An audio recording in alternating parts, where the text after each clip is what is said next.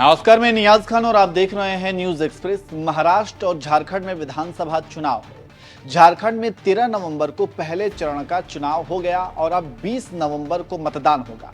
NDA गठबंधन के जितने भी फायर ब्रांड नेता हैं, सब चुनावी मैदान में मोर्चा संभाले हुए हैं।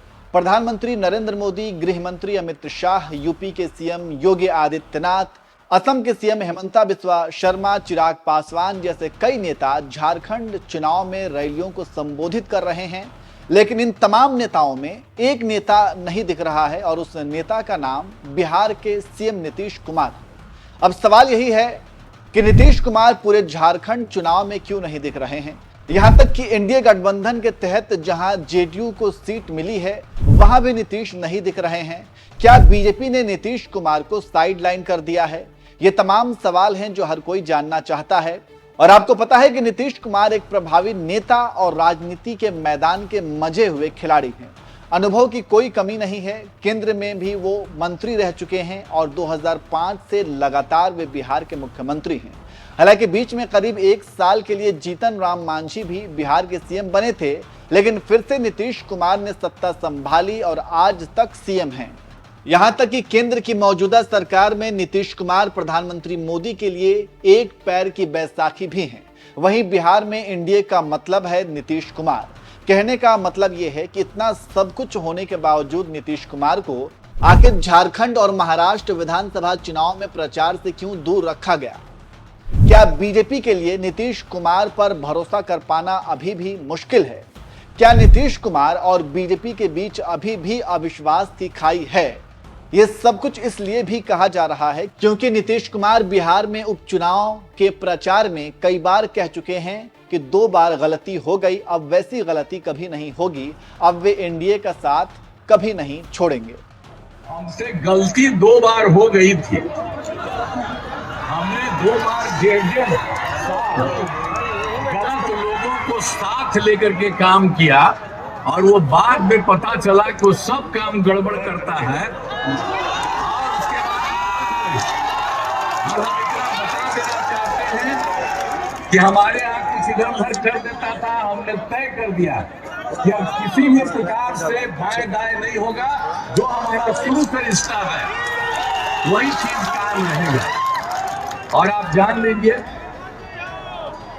तो आप कितना अटल श्रद्धेय अटल बिहारी वाजपेयी जी के सरकार में हम तो मंत्री रहे, आप कितना मानते थे। बिहार में मुख्यमंत्री वही बनाते थे। आप समझ लीजिए तो इधर उधर गड़बड़ हो गया। आप कोई गड़बड़ नहीं। सुना आपने, नीतीश कुमार बार बार यही कह रहे हैं कि अब गलती नहीं होगी। खैर, अब झारखंड में नीतीश को चुनावी मैदान में ना उतारने के कुछ खास कारण हो सकते हैं। उनमें से एक सबसे बड़ा कारण है नीतीश का सेकुलर नेता की छवि होना। और आपको पता है कि महाराष्ट्र और झारखंड चुनाव में किस तरह से बटेंगे तो कटेंगे। बटेंगे तो रामनवमी जुलूस पर हमला होगा, हिंदू मुसलमान सांप्रदायिक बयान, यही सब कुछ चल रहा है। यही काम बीजेपी नेता गिरिराज सिंह के द्वारा बिहार में भी शुरू करने की कोशिश की गई थी, जब उन्होंने बयान दिया था कि कोई मुसलमान 1 थप्पड़ मारे तो उसे 100 थप्पड़ मारो। अगर ये बदिया, ये घुसपैठिए, ये मुसलमान अगर हमें 1 थप्पड़ मारे तो सब जमा होकर के उसे 100 थप्पड़ मारेंगे। ये करेंगे। भाई और बहन दोनों से कह रहा हूं, तो महादेव का कसम मन मन खाओ, हाथ उठा के कहो हर हर महादेव। इसलिए मैं कह रहा हूं। तो सुना आपने, बिहार उपचुनाव को देखते हुए बिहार में भी हिंदू मुसलमान की राजनीति शुरू करने की कोशिश की गई थी। लेकिन जानकारी के मुताबिक नीतीश कुमार ने एनडीए की घटक दलों के नेताओं के साथ बैठक में साफ कर दिया कि बिहार में ये हिंदू मुसलमान की राजनीति नहीं चलेगी। यहां तक कि जानकारों ने यह भी बताया कि गिरिराज सिंह को नीतीश कुमार ने सख्त हिदायत दी कि वो इस तरह के विवादित बयान से दूर रहें। अब चूंकि नीतीश कुमार की छवि एक सेक्युलर नेता के तौर पर है, मुस्लिमों की बड़ी संख्या नीतीश की हिमायती है, उनको समर्थन देती है, वहीं दूसरी तरफ आपको पता है कि तमाम बीजेपी के नेता महाराष्ट्र और झारखंड में किस तरह से भाषणबाजी कर रहे हैं। अब बीजेपी को पता है कि नीतीश ऐसा कुछ नहीं कर सकते, इसलिए भी नीतीश कुमार को बीजेपी ने चुनावी प्रचार से साइडलाइन कर दिया है।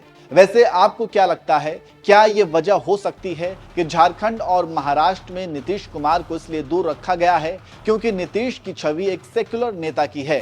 कमेंट करके आप अपनी राय जरूर दीजिए।